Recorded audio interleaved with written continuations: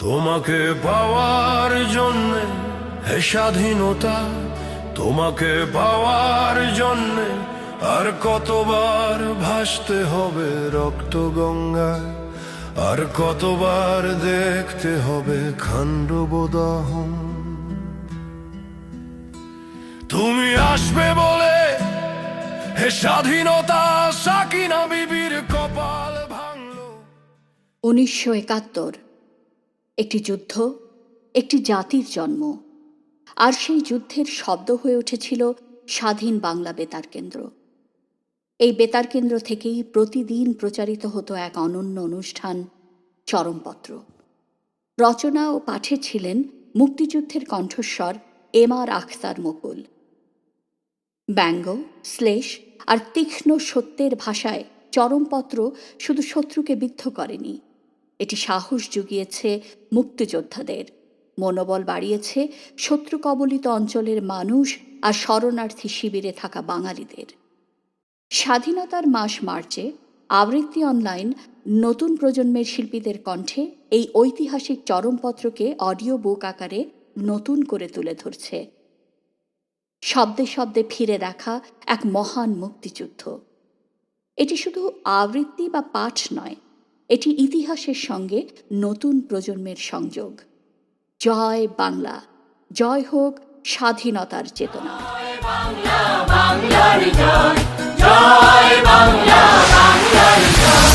হবে হবে হবে হবে নিশ্চয়, কোটি প্রাণ একসাথে জেগেছে অন্ধরাতে, নতুন সূর্য তারেই তো সময়। এইগুলা কি কারবার হইতাছে? আজ 98 দিন ধইরা বাংলাদেশের তুফান ফাইট করতাছি, তবু এই লড়াইয়ের একটা হিল্লা হইল না। আমি ইয়াহিয়া খান একবারও কইতে পারলাম না যে সমগ্র বাংলাদেশ অক্করে জয় কইরা ফেলাইছি। কেবল একটা কথাই বারবার কইরা চিল্লাইতাছি, সিচুয়েশন নর্মাল, সিচুয়েশন নর্মাল, অবস্থা সম্পূর্ণ আয়ত্তের মধ্যে। কিন্তু আমি তো রিপোর্ট পাইতাছি সেইখানে এখন কারবারটা কি চলতাছে। পিআইএ এর মধ্যে 691টা অফিসারের লাশ ঢয়ছে, আর জওয়ান তো আল্লাহর ওয়াস্তে লিল্লা কইরা দিছি। কত কষ্ট কইরা পাকিস্তানে এইসব খবর চাপিস করতাছি, এইদিকে পাকিস্তান স্টেট ব্যাংকটাতে তো গ্যাং করছি, 100 টাকা 500 টাকার নোট বেআইনি করছি, নতুন ট্যাক্স বহাইছি, ডাক মাসুল বাড়াইছি, চেক ভাঙাইলে ড্রাফট বানাইলে পন্থা লইছি, তবু কোনো কিনারা করতে পারতাছি না। বাংলাদেশের কেদ আর প্যাকের মধ্যে অহনে এমন একটা অবস্থার সৃষ্টি হয়েছে, মুক্তি ফৌজের ক্যাচ খামাইরের চোটে হানাদার ফৌজ চিত্তরয়া ফিস কইরা কইতাছে, কাল্লু খেলায় হাই রাজা অনেক কত হইছে। রংপুরে 3 জায়গার থনে মুক্তি ফৌজ গেরি লাগো কোবানির চোটে হানাদার সৈন্য ভাগছে। হ্যাঁ, মোরাল আবার স্ট্রং কিনা সে কি দৌড়।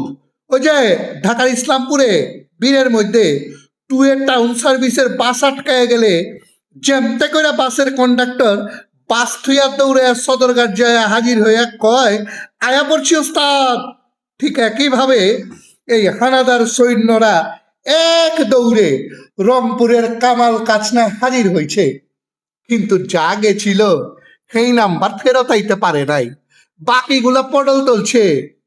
কথা নাই বার্তা নাই, মুক্তি ফৌজের গেরিলারা ঠাকুরগাঁওয়ের পূব দিকে হানাদার সৈন্যকে একটা ফাঁড়ি অক্কারে ডাবিস করে ফেলাইছে। রংপুরের অমরখানাতেও একই অবস্থা।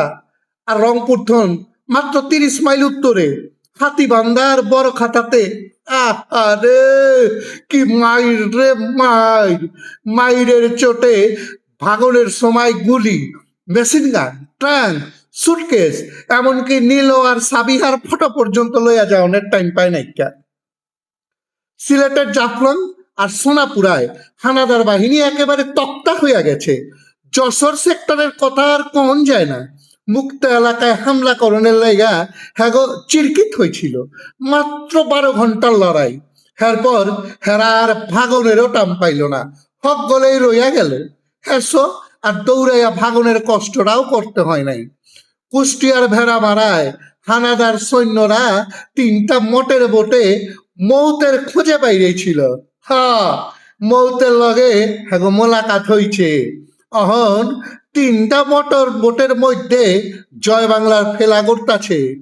এত কইরা কইলাম যাইস না, এই রাস্তায় যাইস না।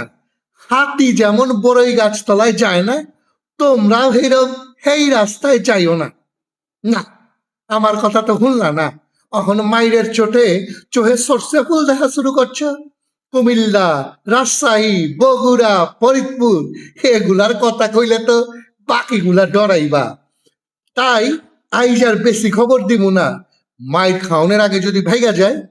সেই জন্যই কইছিলাম সেনাপতি ইয়া অহন চেষ্টা গেছেন আর চিল্লায় কইতাছেন এগুলা কি কারবার হইতাছে। এই যে ৯৮ দিন ধইরা বাংলাদেশের তুফান ফাইট করতাছি, তবু এই লড়াইয়ের একটা হিল্লা হইল না। আর চিত হইয়া পিস পিস কইরা কইতাছে এই কাল্লু এলা হাই রাজা, অনেকক্ষণ তো হইছে, এলা হাই রাজা, হাই রাজা। বোধের শক্ত জাতি, মূল্যবোধের ভক্ত জাতি, সাম্প্রদায়িক সম্প্রীতিবোধ একাত্তরেই ছিল।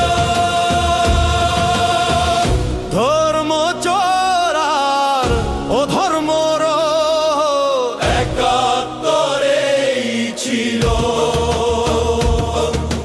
শিকল পরা পায়ের নাচন, শিকল ভাঙার মরণ বাঁচন, দীপ্ত ভবিষ্যৎ